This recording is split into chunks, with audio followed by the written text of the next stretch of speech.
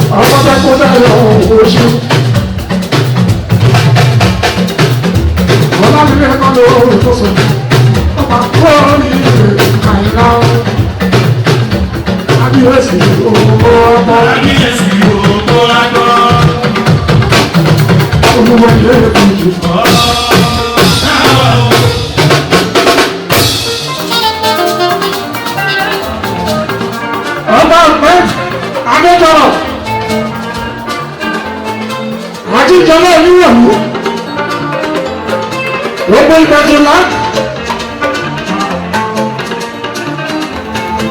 lábọ́wọ̀ ní gbogbo yára ọ̀dọ́.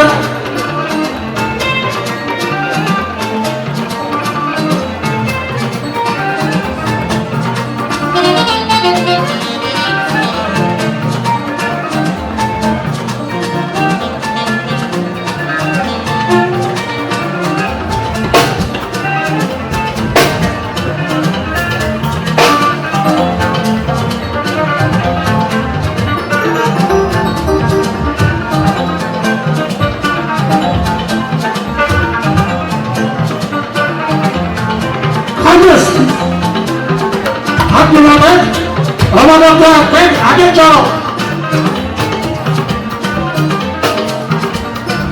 adéjọ́lá oníwọ̀nù obìnrin bá mi ní pàtó níjà kúrọ́dọ̀ ṣàgbọ́lá àgbájú ògbómi fòṣìkà wọ́n fẹ́ nu ẹ̀wúrẹ́ òfurufú ọmọ bíi ní pọ́ọ̀pù ọmọ gidi adéyẹsì ọjọ́ kan ló ní ilé ìdìbò òkú oníwọ̀nù àmì ẹ̀pẹ̀lẹ̀ àṣẹ ẹ̀pẹ̀lẹ̀ lórí àlékà àwọn bàbá mi ọmọ bá mi ní bọ́tẹ̀ mi àwọn ìyá mi jẹ́ ẹ̀rù wọlé àwọn bí ìṣàkóso àfihàn ọ̀gbọ̀nsì ìdílé wọlé mo kí ẹ pọ́ ìdílé àbí ẹ̀sìn ọba kàfání tó ń fọ́ tó ń bí ìṣàkóso ìtẹ̀lẹ̀ ẹ̀kọ́ ìrẹ́ ìtẹ́sọ̀ mi èyí tó ń pọn ní bàbá wọn kọ fámìlì méjì wọn sì ń sọ̀rọ̀ pẹ̀lú mi àìbèrè wa sí wọn ní ní ilé wa lọ́dọ̀ níwọ̀n ló kọ́ sí ògbó àtọ̀ ẹ̀rọ mi ọba lọ́tọ́ àpẹ́ ọba tí wọ́n lè lọ́sọ̀ ìwé owó ọjọ́ ìpàdé kéwàá ọ̀tún wàṣẹ ìrèlè náà ní ìjọba.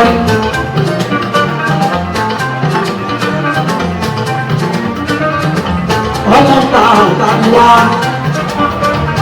ṣàpọ̀lá mi ọ̀rọ̀ gbẹ̀jù wọ́n ní mo bá ṣàgbẹ̀rẹ̀ àjàyè kìí olú. right honourable speaker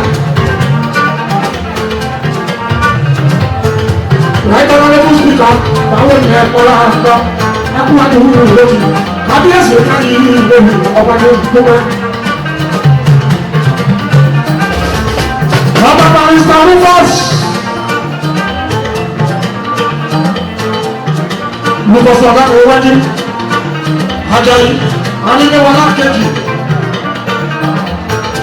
ọba ìlú kọjá gómìnà Èkìtì kápá kìjọ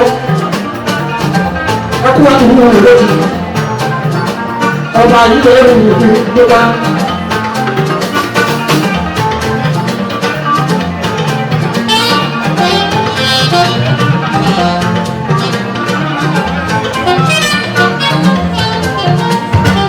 Thanks for watching this video. Please don't forget to click on subscribe button.